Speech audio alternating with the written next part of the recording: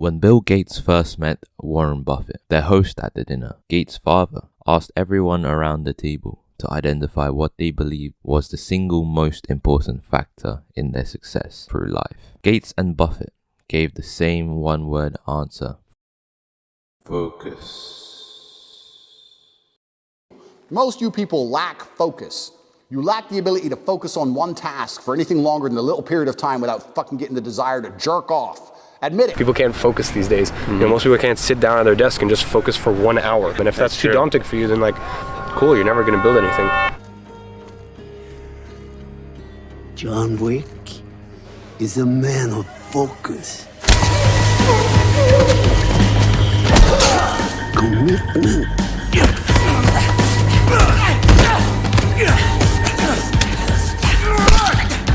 The sheer fucking will. So you may think this video is like the rest of them.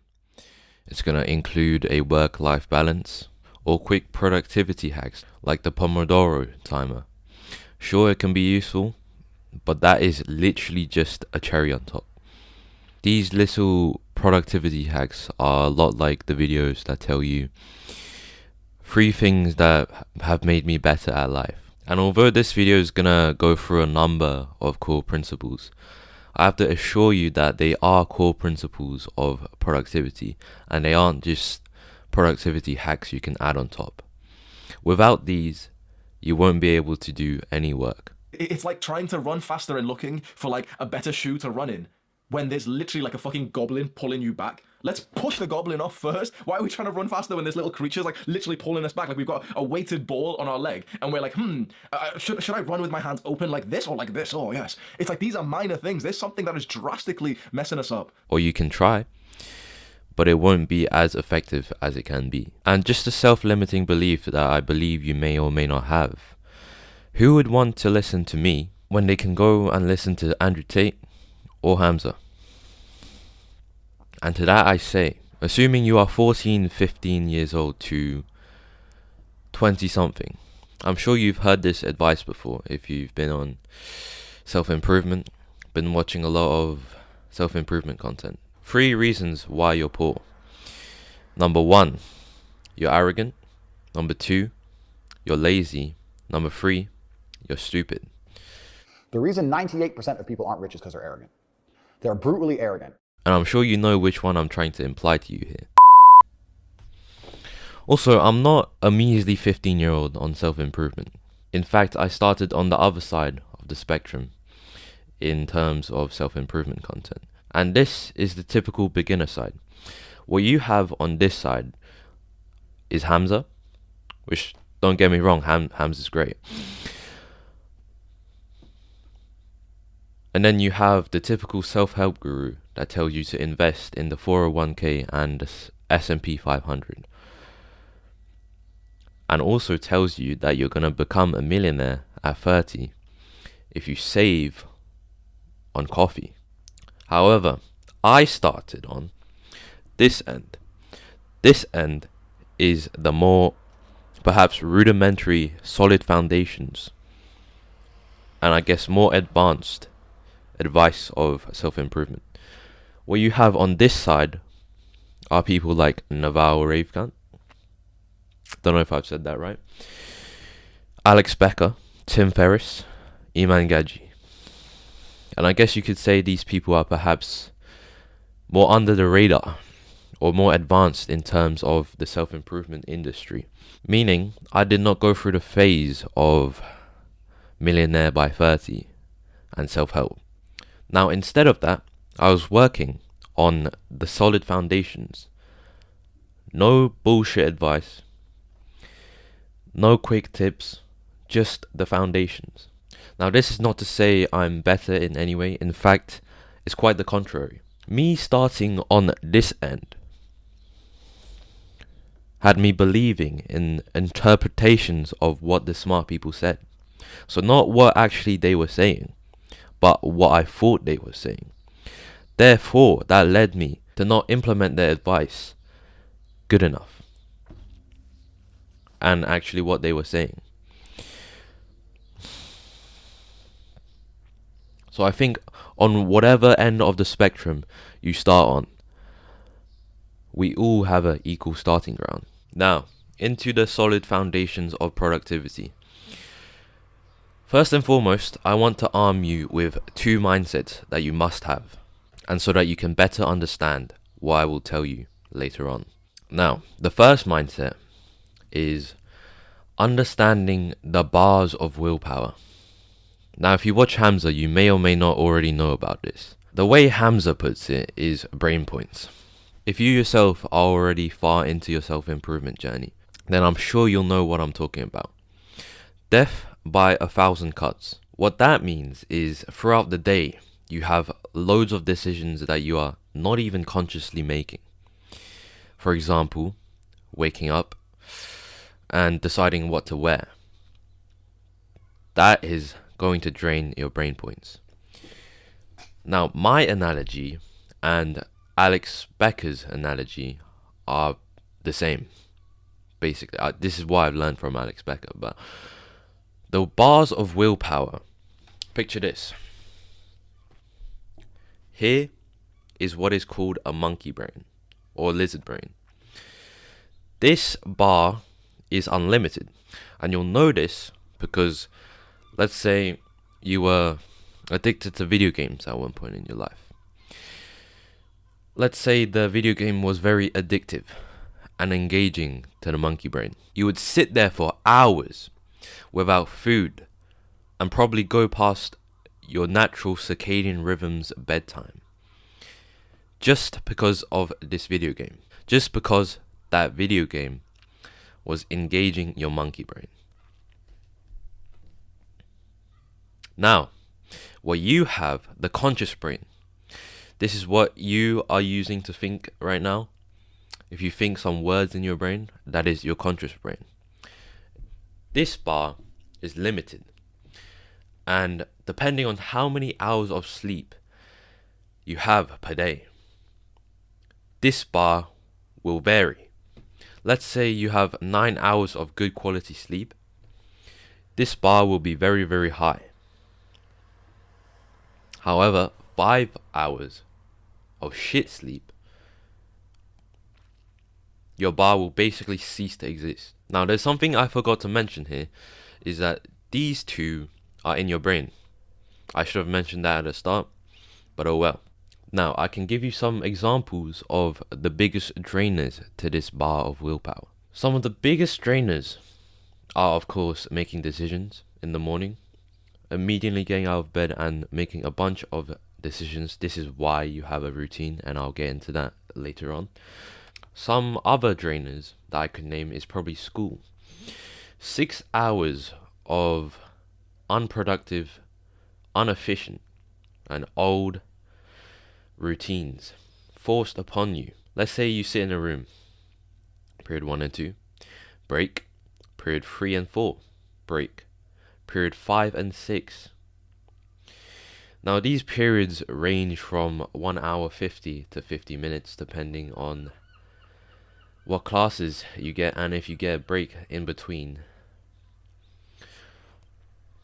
But you sitting in a room for 1 hour and 50, having a break of 20 minutes, going back in for 150, isn't the best and utmost research-taking method you can have. Now, I believe Andrew Huberman says something along the lines of, your brain is only efficient at work for 1 hour and 30 minutes. After that, it drifts off slightly. Now, if you imagine 6 hours of draining your conscious willpower, because believe me, your monkey and your lizard brain does not give a shit about school. They do not love school, they do not like school, and they hate school. So, you're forced to use your conscious brain, the limited bar. And guess what? After 6 hours of school, you come back home and try to start a business. You will fail. There is no chance after 6 hours, unless you disengage from every class and daydream. And even then, some bullshit teachers will drag you back into their lessons. Of course, that's their job. I shouldn't have said bullshit, because that's their job. But They treat you as the masses, so fuck them. Me and you, if you're this far into the video, then you're probably on self-improvement. Me and you are different. Me and you are the 20% tile. Everyone else is 80%, if you know what I'm talking about. Now, we move on to the scanning mindset. Be aware of everything that is happening inside of your body. I often see teenagers my age treating paracetamol and all of these pain relieving drugs. This is just an example, by the way. All of these pain relieving drugs as some type of fucking candy, some sweet. I often see them having headaches or whatever, just not feeling good, and they ask you for a paracetamol. That is completely and utterly stupid. Why would you fucking do that? You just ate a fucking chocolate bar. Why the fuck do you think you're feeling like shit? You just drank some bullshit artificially colored drink. Are you stupid? My point is, everything happens to your body for a reason. Every sign your body is giving you, there is a reason for it. You just ate a Big Mac. Well, you're going to feel like shit for a few hours, aren't you? Therefore, having this mindset of scanning every time you feel a little bit depressed, feel a little bit like shit, you must scan for what the cause of it is. I'll give you another example. Insomnia. Now, of course, you can say insomnia is a real thing, and using technology too much definitely affects your circadian rhythm and your ability to sleep and quality of sleep. But here's the thing. I hear a lot of my classmates and friends complain about their sleep and how they can't sleep. Now, this is where the scanning mindset comes in. You scan throughout your day, and oh shit, you stayed up all night texting your girlfriend. With that blue light going into your eyes, why do you think you are getting 3 hours of sleep every night and waking up to go to bullshit school? My point is, you should apply a scanning mindset to almost everything you do in your day-to-day life. And then you'll know what is the biggest causes of your terrible feelings. Depression, feeling like shit because you just ate a starchy meal, or not getting enough sleep. You're on your phone to the second you fall asleep. Hello. I believe this is a change in scenery, and I apologize for that. But it has been a few days, and this is my second time recording this video because I accidentally deleted the Audacity file. But who cares, because the last video was terrible anyways. I looked like I won't get into that. So we were talking about the scanning mindset, but I believe that is all. But I believe the previous clip has said everything about that. So now we will get into the fun part, the actionable part. The fun action advice is what I'm trying to say. I'm going to try and explain all of these concepts with my routine in mind and the depleting willpower bar in mind, so that you can better understand what I'm trying to say. Now, number 1. A time-stamped to-do list that you have prepared the night before will exponentially increase your productivity the day after. What a time-stamped to-do list is basically a saver of the 1,000 cuts of death, the decision making. It will save you from doing that the day you decide to do your productivity work. You will know what to do at what specific time and when to have your breaks.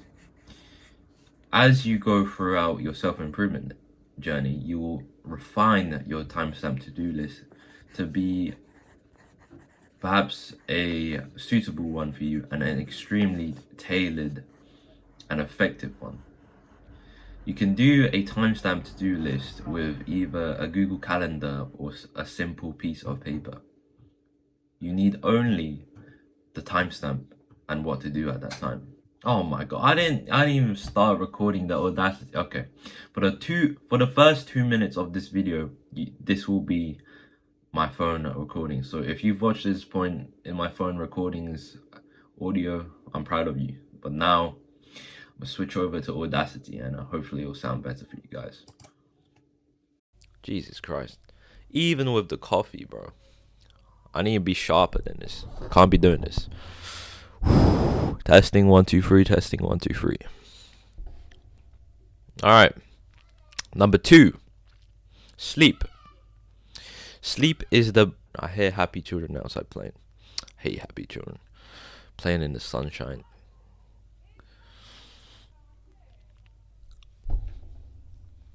Sleep.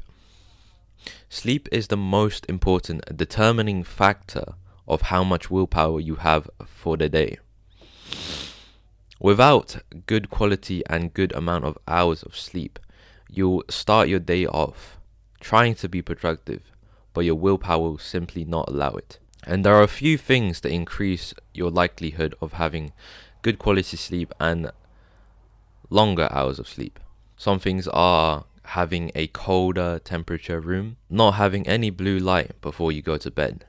All of these things I'm sure you've heard before. You can drink chamomile tea or read before you go to bed. But just try not to have any engaging activities like porn. If you still watch porn, you're an idiot before bed. Anyways. Ugh. Apologies, I just had to shut the window because there were children playing outside. Next, sunlight. Now, I used to not be a fan of sunlight. I didn't think it mattered.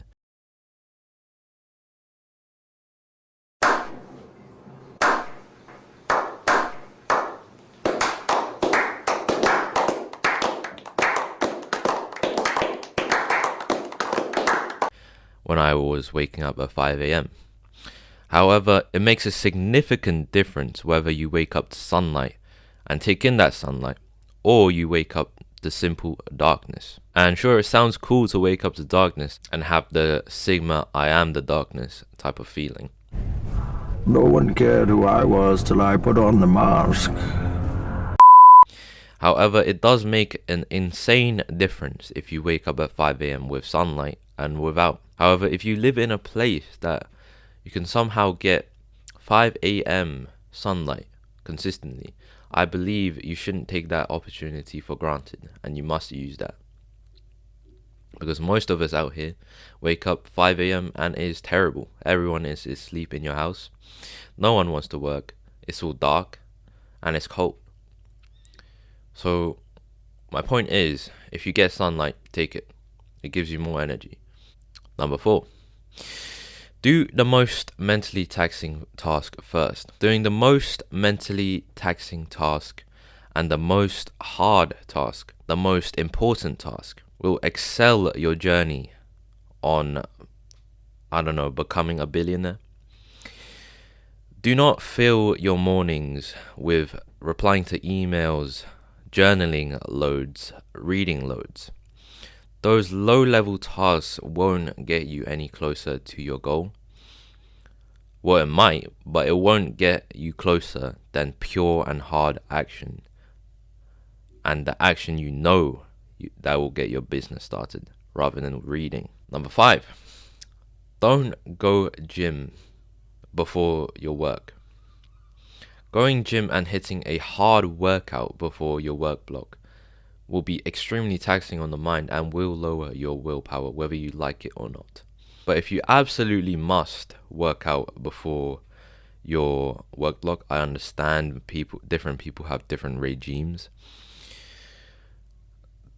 Try not to go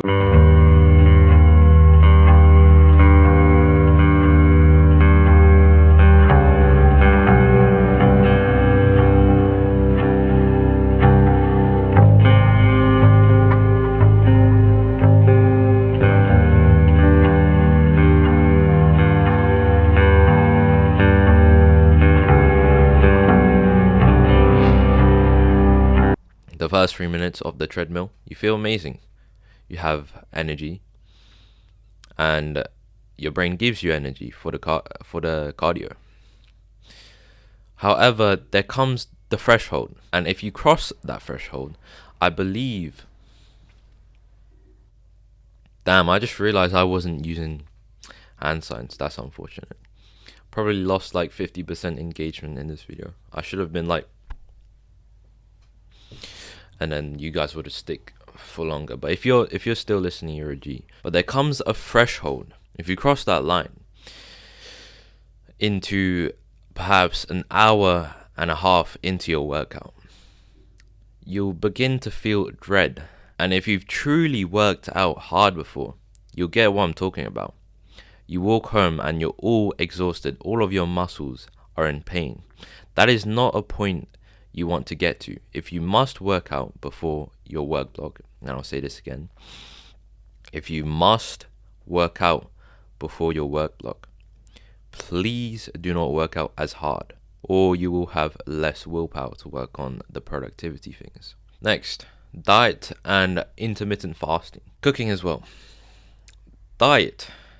I'm sure all of you already know something about the diet and how starch and carbohydrates can affect your energy levels and your brain's willpower. Essentially, what I'm trying to say is that carbohydrates have a mentally taxing effect both on your digestive system then to your brain. It takes a significantly longer and harder time to process carbohydrates than, for example, a fat steak. You'll notice this the next time you eat a fat plate of spaghetti. You'll feel relaxed afterwards, and if you try to do any productive work, it will simply not work, except if you're trying to reply to emails or whatever. But even then, you won't even reply back with good quality emails. You'll just be replying back emails that ChatGPT can probably do. Robot emails. That's what I'm trying to say. Now, intermittent fasting. I'm sure you guys already have a vague idea of what intermittent fasting is. But essentially what intermittent fasting is the easy way to cut out all of the processed bullshit foods in your life. It is also a way to not have anything digesting in your system, and therefore all of the energy goes into your brain, into your work. There is something called ketosis, but I believe on a longer time scale you will receive ketosis. Now we won't get into that. And some tips to help you get into intermittent fasting if you're not already on it is, if you feel the hunger and if you feel the acid in your stomach, that is normal. Everyone feels it. But if you don't want to feel that or want to make it easier for yourself, when you're drinking coffee, tea, and by the way, you can drink that during your intermittent fasting because there's no calories unless you add milk to it. You'll want to add a little bit of salt. If it sounds disgusting to you, then don't. But if you're a man and you can take it, add the salt, and I believe it will satiate the hunger feeling for a while. Cooking as well.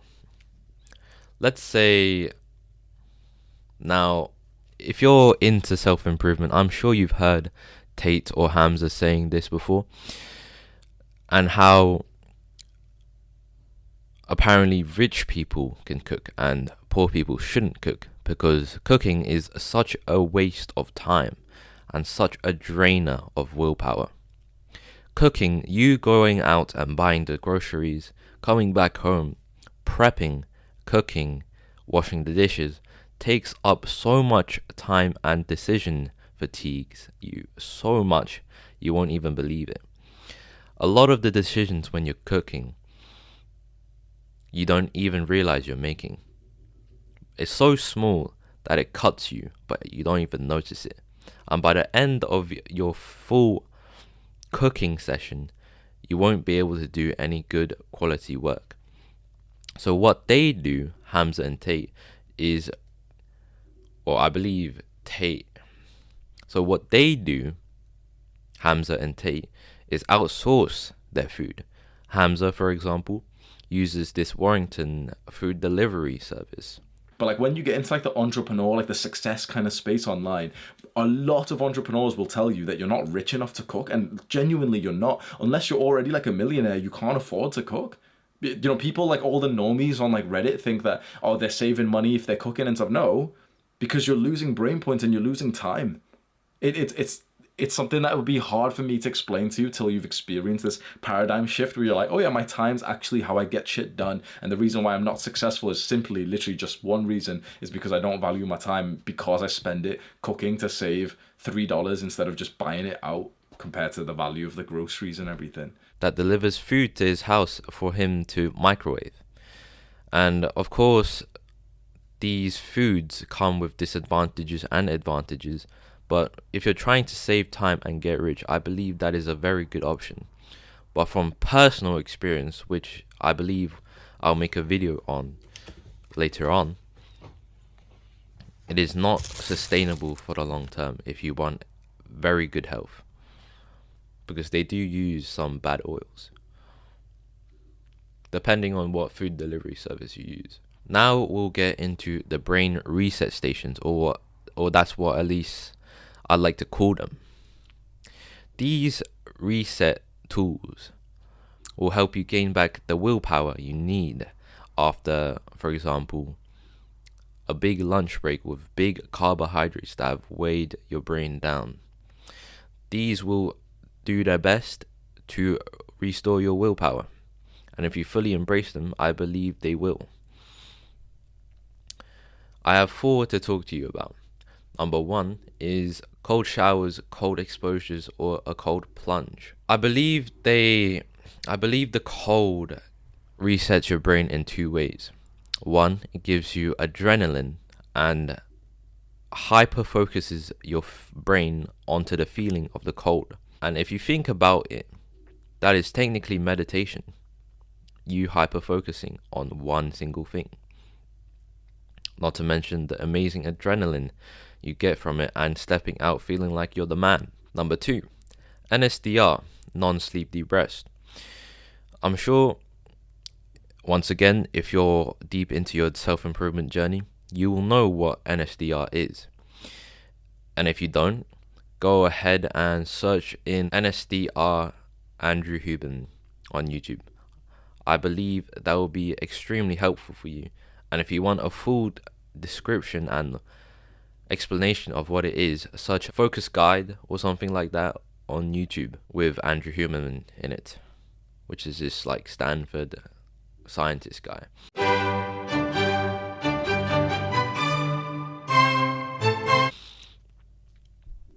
NSDR essentially is taking a nap without taking the nap. It still resets your brain like you're taking a nap. Do you get what I'm trying to say? NSDR is this short 10-minute thing that will reset your brain and focus on, I guess, your body parts and your surroundings. Now, NSDR might seem like this hippie meditation thing that won't work, but you won't know until you try. And until you fully embrace a short 10-minute video, you won't know whether or not it is an effective tool for you to restore your willpower.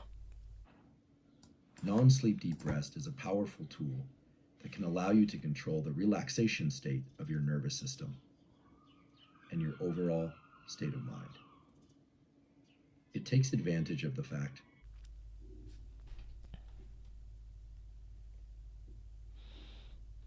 So what I suggest you do is, at the start, do it as much as possible. Do it whenever you feel like it. And if you don't feel like it, do it. Just do it. Because trust me, I've been doing NSDR for at least a month now. And every time I do it, it feels like 3 minutes instead of 10 minutes. Because your brain has memorized some of it, but it still works. Even if you do it 2 times a day, it still works. If you fully embrace it, that is. Number 3, time to digest the meal. After you've eaten your meal, assuming that you have some carbs in it. If you don't, that's great. But most of us will have some carbs in it. There will be time to digest the meal. And that time, for me anyways, usually takes half an hour to an hour or so. During that time, I believe you shouldn't be working. You shouldn't be doing work because it won't be good quality. And you doing it after you've digested the food will prove a significantly better productivity and will be more efficient. So what to do during that time of digestion? Take a walk in the sunshine, read a little bit, journal a little bit, think a little bit, or even fill it with the cold shower and NSDR that I've talked about before. Talk to a friend, or just sit in a room and think about things with a piece of paper. That doesn't sound productive, but trust me, it is. Number 4 is a quick mindset tip, and I think you'll find this very valuable, even though it's a mindset tip. If your brain is telling you, we don't need these, we don't need the cold shower, we don't need NSDR to do more work, you need it. A very good indicator of your willpower's bar and how low it is simply your brain rejecting these small, easy things that you can do. Taking a cold shower only takes 2 or 3 minutes if you want it simply for the brain reset. You don't have to be clean with the cold shower if you're just using it for the brain reset. You literally just go in, rinse your whole body, go in and out. 2 or 3 minutes will do it. And NSDR is 10 minutes. 10 minutes to provide you with an hour or so of more productive work. Why would you not do that? So if your brain's telling you, nah, we don't need the NSDR, you need it. So I believe that's everything I've covered for this video. Well, I at least need to cover for this video. And I believe that throughout my journey, I will post more guides like this, and perhaps more productivity guides, the more I learn. But here is the basis and the most fundamentals and the most rudimentary and fundamental tips I can give you, and that have worked for me. Goodbye.